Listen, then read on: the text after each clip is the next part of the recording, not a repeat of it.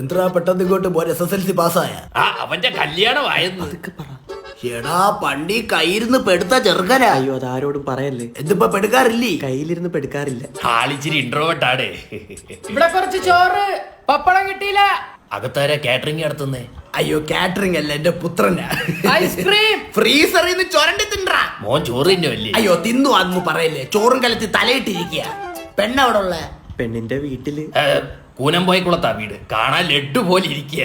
എന്താ കവള തുടക്കം മുന്തിരി ഉണ്ടാ?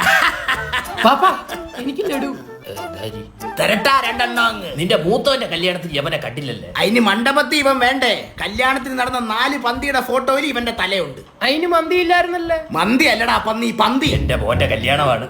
കല്യാണത്തിന് കുണാഫ കാണുവോ? കുണാഫ? നിന്റെ കുണ്ണാഫ എന്റെ കയ്യിലാണ്.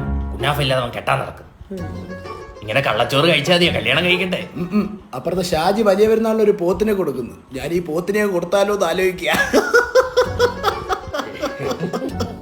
മകന്റെ തീറ്റയ്ക്ക് കണക്ക് പറയല്ലോ. അയ്യോ കണക്കില്ല, കയ്യും കണക്കും ഇല്ല. നീ തിന്ന് മുടിപ്പിച്ചതിന്. പാവോടാ, അവനാ കലത്തി തലയിട്ട് കരയുമായിരിക്കും. പാപ്പ ഫ്രിഡ്ജിൽ ഇരുന്ന ബ്രെഡ് തീർന്നാ?